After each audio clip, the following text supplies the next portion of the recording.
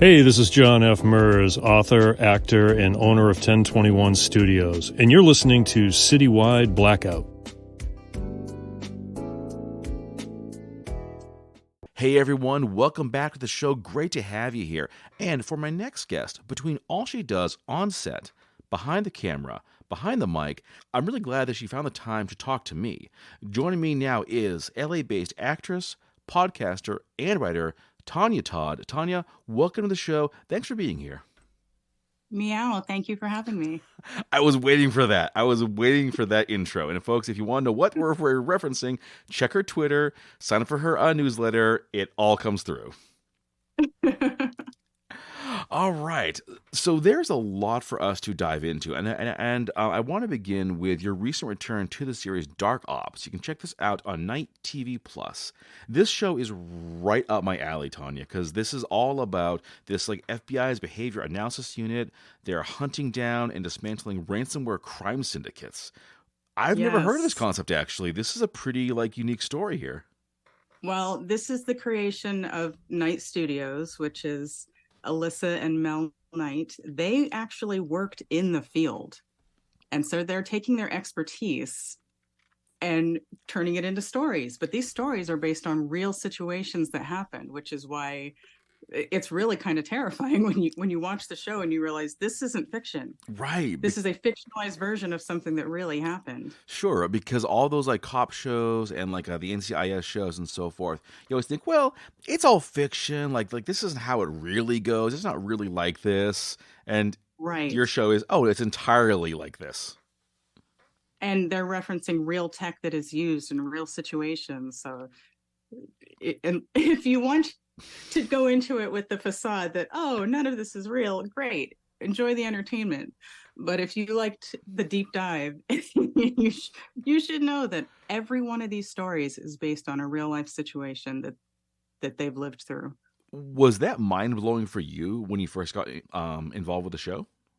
Yes, because some of it is just, it's very seedy, learning how intricate the dark web is and all of the awful things that happen and the way that things interweave that you would not think are connected. See, I wanted to watch the show, and now I'm not sure I do anymore because now I'm like too scared. This is all want real? To watch the show. I want to watch a show. Yeah, of course I do. Of course I do. So how did you first get involved with this show? Well, it's all about connections. I happen to know one of the actors on the show, and they needed someone to fill in for a role that they had someone, but it didn't work out. So they needed someone quick, and they needed someone who could learn lines like that. Luckily, that was me. So I went in and we hit it off. It worked out well. I had a small role, but we worked well enough together that they invited me to continue for the entire series. Nice. Very cool. Given that you had to just more or less jump into this thing, was it at all a challenge to sort of get into the character and do what you had to do? Well, because I had zero time to prepare, it was more like, we need you tomorrow. So it's not like I could go into all the background that I normally would for a character. I like to create a playlist and really get into the mindset of a character. So what I did is, number one, let me make sure I understand the scene, make sure I understand the lines. There's a lot of very techie language, and I needed to make sure that I was pronouncing things correctly, because when you're involved with this kind of thing, if you have acronyms, those need to roll off your tongue like you know what the hell they mean. Like you say this every day over and over, and I didn't want to pause on these phrases and then continue talking like a normal person. So getting the technique down, just let me get the language off my tongue. And then the other part is when you're developing a character with so little time, you have to draw from your own personality. It's like, okay, this is what I'm given. This is what I've decided. She is a Democratic senator, but she always wears red. Well, that's just weird. And I won't say why. No, you got to watch a show. That's right. So your character, Senator Ann, who is she? What's her kind of role in the overall series? See, I can't tell you that. Oh, I like this. You're good answers. Okay. Then what I will ask you is, how would you say the character sort of changed from when she first showed up to the current series? She was much lighter in the first episode, but that was by design. So it's not like she has really changed. It's more like pieces of her are being revealed. Oh. The funny thing is that the director said, I'm noticing these parts of your personality and I'd like to weave them into the character because they're coming through a little bit. I'm like, oh, fantastic.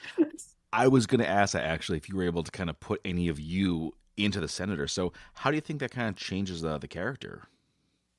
It makes it easier for me to get into the character when we're on set because, you know, we have to take long breaks from set and then we have to return because it's a TV show.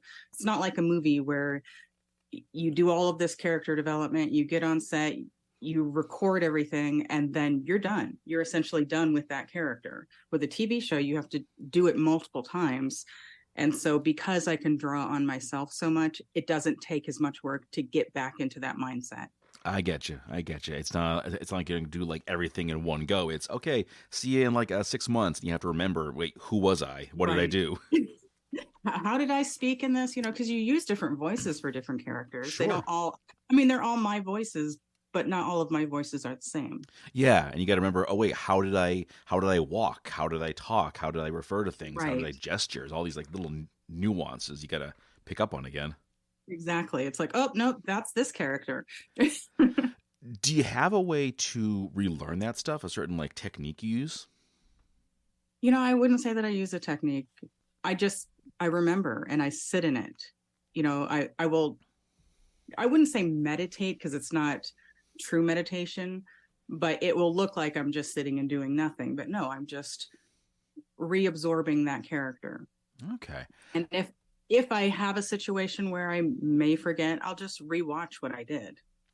Nice. So I can remember, oh yeah, that's this quirk that this particular character has. And it's a good thing I watched it because now I remember that specific thing. And you know the viewers will actually pick up on that too.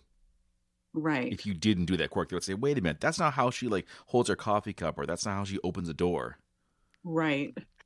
Or she opened a door. She doesn't do that. Oh. She has people for that. Yeah, people for that. I was gonna say minions, but actually people sounds a lot better. It sounds a lot better, but it's the same thing. It's the same. It's politics. They're basically minions. Any particular scenes that you really enjoyed doing? You know, it's funny because you record a scene, but then when you see it on screen, when it has the music behind it, it just takes on a different quality. And I remember doing this one scene with my co-star, Chris Sinkamani. He plays Senator Gary. And it was this chilling conversation. But then when we watched it on the screen, because what they do a big red carpet event every time we have an episode come out. So we get to see it in the movie theater on the screen, even though it's a TV series. But it's really cool. They go all out for it. It's amazing. But when you see it on the screen and you have the score behind it, you're just like, ooh, that worked even better than we realized. How would you say the music kind of changes the scene? Does it change like the mood of it entirely? Well, there have been times where, maybe not with this series because the director communicates very well with us, but there have been other projects where you think it's one thing and then the score behind it changes the mood entirely. And you realize, yeah, I misread this scene, or they changed what they were doing with it. And sometimes you do multiple takes because they decide, well, we'll figure it out in editing. Do we want it to be like this, or do we want it to be like this? And maybe you think, this is the one I would have gone with, and they go with an entirely different take. All right, so moving on, you are also currently in the midst of shooting a short film called Mourning Sacrifice. It's a romance horror movie where a detective helps a woman to find her missing husband, and you wrote this too, as I understand it. Yes, this is based on the first short story that I ever had published, so of course it's very near and dear to my heart. It's also the first time I ever wrote in first person, which I don't really enjoy very much. I prefer third person limited, but I tried it in that and it wasn't working. And I have a mentor who said, just try it in a different, just try it in a different voice. And when I did that, the character took over. So he just started telling me the story. All I knew is that it was a story set in Nevada and it was based on a theme of redemption. And so it was the first time the muse took over, and I was just taking dictation basically, where he was just telling me the story. And I'm like, oh, what happened then? And then what? Oh my goodness. Shouldn't I have known that? You know? And so, like, first person actually is pretty cool, huh? Right. It worked. And it helped me to connect with my character. It's interesting because most of the books I think I read are third person. I don't find it too many where it's actually first person. So, how would you say that kind of changes the overall flow of the story? For me, as a reader, I usually don't like it because I think that it's tricky to do it effectively. And I think some people use it as a cheat. And it bothers me when they start, if you're writing in first person, you shouldn't be telling us about stuff that your character can't know. I also don't like when they use it as an opportunity to stop and look in the mirror and describe my long curly hair and my red lips. Like, nobody does that, you know? Well, some people probably do, but we don't want to know them. We don't want to know them. But as a writer, it did allow me to connect better with my character. And just, I found that if I'm writing supernatural stories, I always go first person. For whatever reason, I always go first person. And so this character turned out to be a vampire. It's like, how did I not know that? That is definitely something I should have known going into this story, but he revealed it to me as we went along. And so he's actually a vampire posing as a detective to help the woman he loves search for her missing husband. Aw, that's a really nice story. I like It's that. a love story. Yeah. It's a good story. Very good story. So how did we come here to this now being adapted to a short film? This is my directorial debut. Really? Oh, cool. So for NaNoWriMo one year, I decided to adapt it into a short film. So let's see this. And then I workshopped it. And I, revise and revise and revise, because something that you're reading is not necessarily going to play out on screen. So you have to switch it to a video medium. And so I workshopped it, and I had beta readers, and I put together a team of people based on people I've worked with over the years. It's kind of like all of this work I've done on set was me scouting for talent that I wanted to work with. I didn't know I wanted to be a director when I first started acting, but the bug was put in my ear and I considered it. And I decided for my first endeavor as a director, I don't want to be on the screen as well, because that's a whole different tiara to wear. When I'm playing a character, I am that character. I don't want to be confused about who I am, what I'm supposed to be doing. I want to be able to just focus on this new job that I'm doing. And I am very glad I made that decision, because the actress I have playing the lead is absolutely fantastic. Her name is Paige Annette, and she is so talented and just embodies the role wonderfully. And the person playing D'Artagnan is Michael Oliveira. And they're both so dreamy. It's like I'm falling in love with my characters via these actors. So what's it been like for you being in the big chair? There are more challenges than I expected. Like, I knew there would be challenges, but the first night after the first shoot, I dreamt of people just saying my name over and over and over and over and over and over. It was like I just could not stop hearing my name. Tonya, Tonya, Tonya, Tonya, Tonya. And it's because everyone has a question for you. It's, how does this look? What about this outfit? How's this angle? Do you like this lighting? Where is this going to be shot? So very many questions that I had no idea, but I'm grateful that I was able to answer them. Yeah, being in charge is kind of tough. I'm used to being in charge, but this was a new venue. Yeah. Did the story change being adapted to a short film? It did. It went a little bit beyond where the short story ended. So it ended on a certain note, and that note is still here, but it goes beyond that. And I don't want to ruin it for people, but Nope, no, you got to It's go like see the you film. get the full epilogue, and I like this version better. So once this is done, what happens then? Do you like send it out to film festivals and conventions? That's the hope. That's the plan right now. And we have a list of festivals that we plan to submit to, and then we just take it from there. Any particular festivals that you're like really hoping to get into?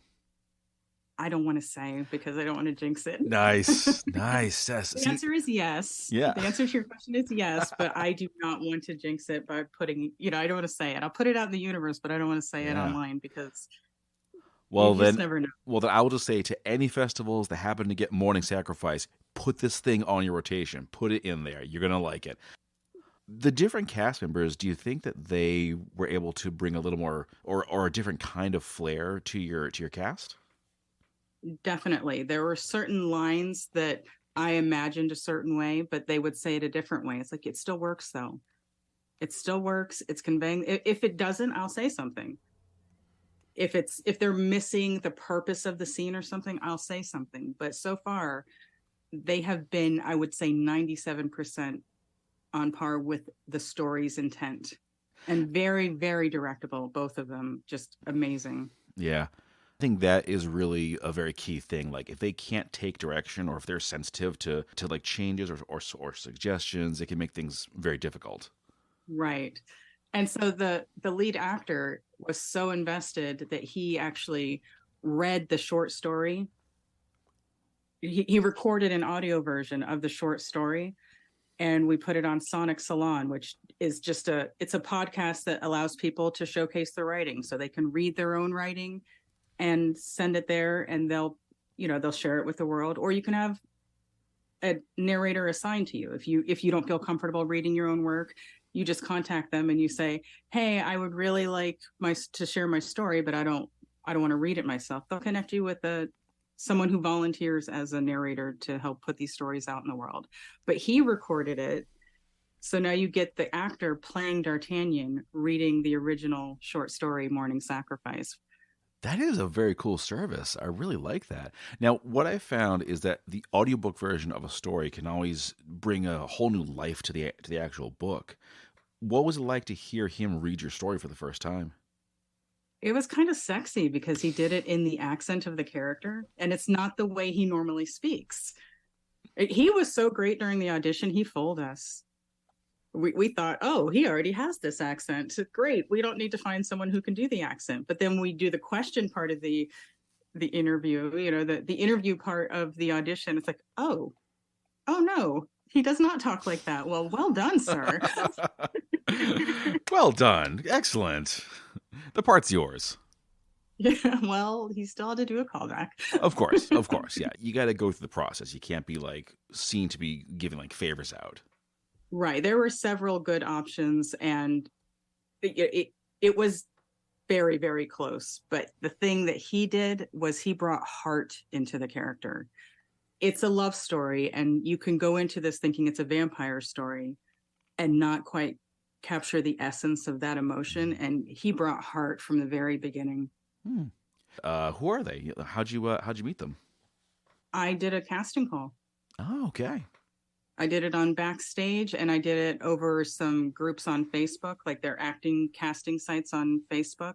And he answered the Backstage one. And the thing is, he's in Miami. I'm nowhere near Miami. I meant for this to be local, but he was the best. So Oh my God. Nice. Hey, it's dedication though. If he's willing to, fly all the way from Miami to Las Vegas to do this thing, you say yes. Yeah, and he was the right choice. The other actors were very talented, but I do not regret either of my leads. Do you have any other stories that you're looking to do this film adaptation with? I have another short film script, but it is not based on a short story. It's a completely wordless script. So it's not silent because you still get background noise and, you still have breath and everything, but there are no words spoken. It's all in expression. Interesting. And that'd be that very one I cool. do want to act in. I want to direct it, but I also want to act in it because I just want to see if I can pull it off, you know? It's not easy to do that. You don't want it to be over the top with your expression. So I want to see, can I pull off these subtle expressions and have it work? And like you said, it's kind of hard to change roles going from, director to character and Yes. back again. But I won't have any lines to remember. That makes things easier. There you go. All right, so we have talked a lot about stories, and this seems a good way to segue into your current podcast, which is called the Banned Books Conversation. I checked out one of the episodes, and I love the topic because, of course, I'm very much opposed to any kind of book banning of any kind. I think it's a ridiculous concept, frankly. But how did this become a show for you, and really, why was this topic so important? So I'll try to keep this long story short. I identify as an author, an actress, and an activist. And part of activism is just volunteering. It doesn't have to be marching on the front lines with your fist in the air. That is a form of activism, and I applaud it. But there are various forms of activism. I used to volunteer for the Henderson Writers Group. I was their education chair for 4 years, and I was the person in charge of booking talent and faculty for the Las Vegas Writers Conference.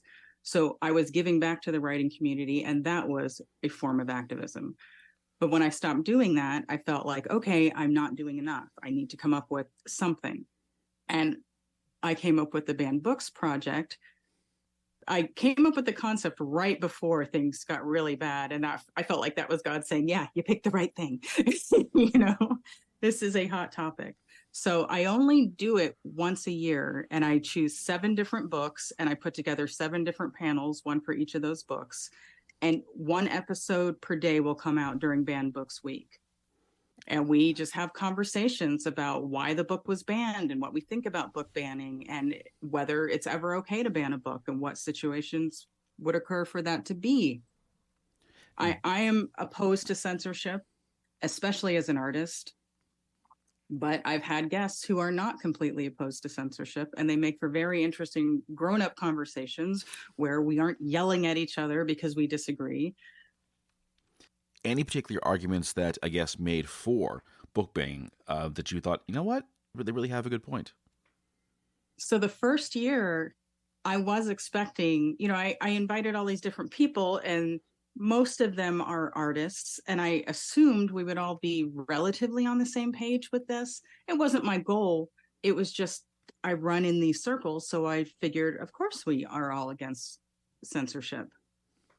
But I had a guest who, in general, is opposed to censorship, but she came across a book that was targeted. It's a board book targeted at little children, and it's basically she didn't know the name of the book, or she didn't tell us the name of the book, but it's like a duck that keeps getting tickled.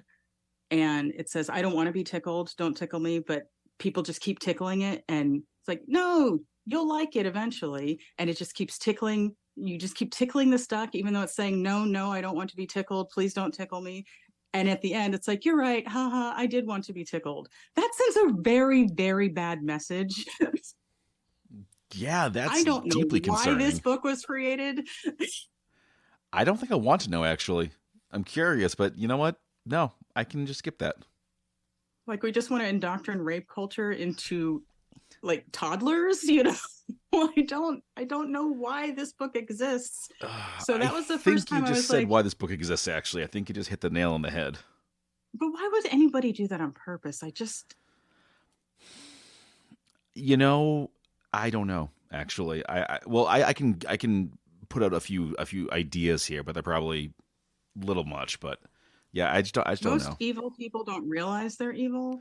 That more or less sums it up. And this just seems like it's impossible to not know when you're doing something like this. Or they don't care, or they're like, this is what I want to do, and I don't care what it is.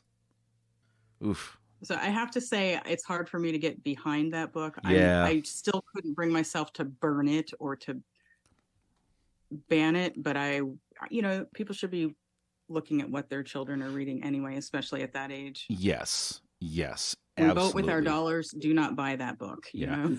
Yeah, no, that's actually a very good point. I mean, like, I definitely don't agree with really any form of censorship, but at the same time, when it comes to who's reading it, maybe you gotta step in and say, you know what, this is not for you. Yeah, there are a lot of wide-ranging conversations because some people take the point of view that under no circumstances should anything ever be censored and that parents should screen everything.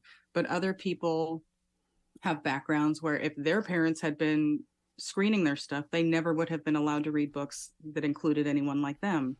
Because for the queer community, if you have parents who are not okay with you being queer, they're not going to let you read books that have people like you. So you grow up feeling isolated and alone and thinking that you are the only one going through this situation.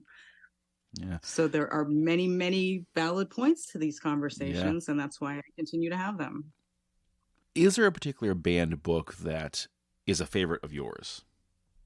Yes. Whether I can narrow it down, I would Fair say enough. Stamped is probably the one I recommend most because I think that people can get so much out of it. Stamped the remix.